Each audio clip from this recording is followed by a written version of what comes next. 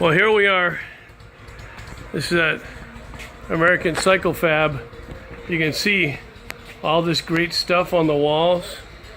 Paul is, he was a friend of Burt Munro, which is pretty cool. I love seeing all these parts and everything in here. Stuff just on the shelves. Of course, all of his racing machines. And just like Burt Munro, uses what he can to make something work. See that cover? Yeah, that's from a pressure cooker on that turbocharged flathead that goes 180 miles an hour. I love this place. You know what's fun is watching old guys start bikes because we wheeze. He doesn't. I would. Come on, Panhead, do your magic. There it is. Oh, you hear that? You hear that Panhead beauty? That Panhead magic? Oh yeah, that's a thing of beauty. Tell me the story. What'd you do? This is Paul Freebus's dad, Henry. I had broke the land speed record on my 83rd birthday at Bonneville. Well, how long is that? Like a couple of weeks ago? No, 2008. I was 2008? How old are you now? 92. God bless you. You gonna take that Panhead for a ride? Congratulations for being a legend. Oh, thank you. I've got the jacket, legend and everything. Nice. These guys are all about going fast on flatheads. Just like me. So you've met the legends. I don't know why this is all blurry. Let's see. Oh, that's better. So you've met the legends. You see, these are all motors and stuff in queue. It's possible we might even see mine along here someplace. We don't know where, but someplace in here is my stuff. And it's all in queue. It's all in a line. They get done a section at a time. I love it here. I want to move to Pennsylvania and become a guru like Paul. He's praying over my cams right now. We'll get you in the apprentice program. Oh yeah, flathead parts. Oh man, I love it here. I love it here. Don't you love all these? Look at those dies. That's just so that they can do the machining. This place is amazing. Why are all these holes in here? Oh, well, there's a story behind them all. Yeah, you don't want to. If you have an opportunity to come down here and get a tour from Paul and see all of his stuff, look at that rig. Yeah, big twins forever. If you remember from our last trip, Paul pulled this rig out. It had been sitting around for a good many years. And he fired it up for us. Everyone was wondering, how can you have two carburetors? How can you have carburetors coming out the exhaust port? How can you do that? What does that carburetor do? What does that one do? Ah, these stories and many more. Oh, look at that. He put on the vest for us, and now we know this guy is a legend. 180 miles an hour you went at 83 miles an hour at 83 years old? 8 years old. Ooh, on a big twin flathead? Yeah, 1937 flathead. Yeah, the one that's over there? Yeah. Yeah. Oh, maybe we should go over and look at that. It's 32 in front of the counter when you come in the door.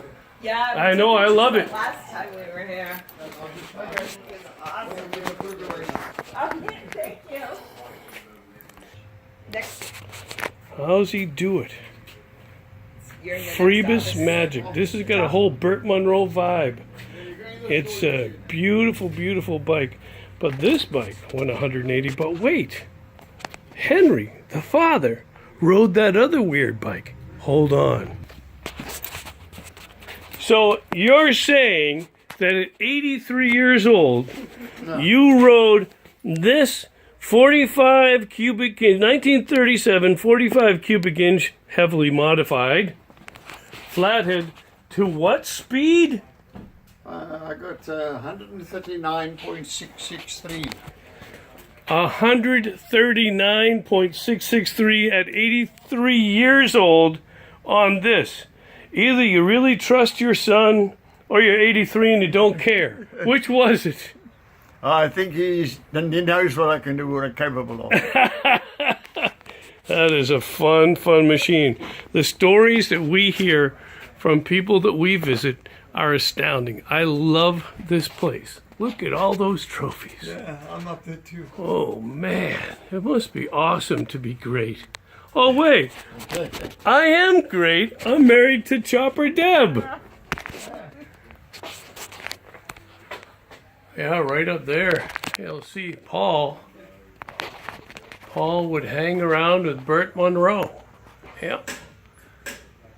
And that's part of why this place has such a cool vibe. Because it's old school guys making old school stuff. That's a pretty interesting little piece of art.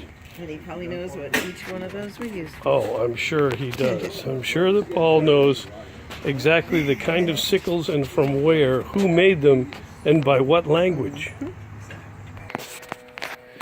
Well, while we're waiting for Paul to examine those cams and to properly log away my stuff, I thought you might want a little tour of the treasure chest. Yeah, here's some of the machines and machine work that he does. And then, here's where great magic happens. This is a place where they make heads and pistons. They actually forge their own pistons. That's where they come in and do all the machine work. Oh yeah, and this is where the flatheads. In this crude shop comes out some pretty sweet machines. He doesn't just work on flatheads, but since I'm a fan of flatheads, that's what I'm going to talk about the most. But you'll notice some knucklehead parts, some shovelhead parts, maybe even a knucklehead motor. Yeah, you'll notice lots of great stuff in here. There's no shortage of crusty and rusty out here. And then this is where he dyno tunes. So when he puts your bike together, he's got your flathead motor together, he puts it in this frame, fires it up, tunes it, and makes sure everything runs properly. Pretty fun, huh? Pretty fun. Yeah, those are all flathead cases. Sure they are. Who wouldn't have them up in their rafters? Clearly there's a genius working here. You can tell by how everything works. And all this shop, and then you've got this. What does that do? I have no idea. No idea whatsoever. What do you got there, Chopper Deb? This is for when you get the diagnosis and it's not good and you find out how long it's going to take. This helps you through. It does help you through. Amen. Were you thinking that you might need? I wish I knew how many of those World War I and II pegs I owned and threw away. Those are worth stupid money now. My first flathead had that kicker on it, and that was a war-era kicker, and I got rid of it because I thought it was junk. Who knew? But look at all this stuff. It's not junk anymore. No, these are all treasures.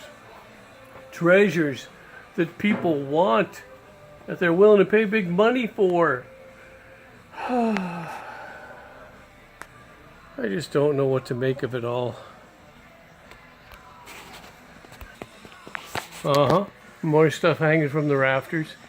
Stuff you can't live without if you're a motorhead, a crazy biker dude that loves treasures.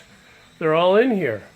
What are these? These are all intake manifolds. And what are they for? What do those things do? What could they go on? And why do we have cookingware? Because they're pressure cookers. And he cuts them down and he uses them for parts on the bikes. Anyway, we've dropped off these cams for a flathead and my generator. because they want to balance the generator because that causes vibration if it's not balanced properly. So we're dropping that off. I had these cams lying around. We're dropping those off. As soon as Paul knows what we're doing with them, Debbie and I are in the wind and on the way to the Machine Gun Preachers. I think it's probably this bugger. Yeah, it looks like it was part way in. Henry, at 93 years old, has been down here splitting wood. Yeah. And one of them split and exploded and gave him that bruise on his ear.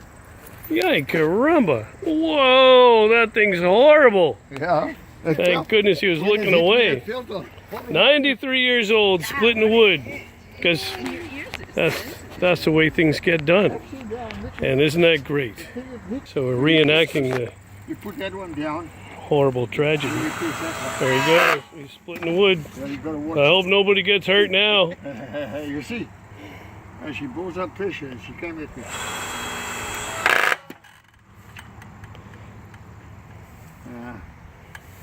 Now you can turn it, get it more pressure. Well, you're almost there.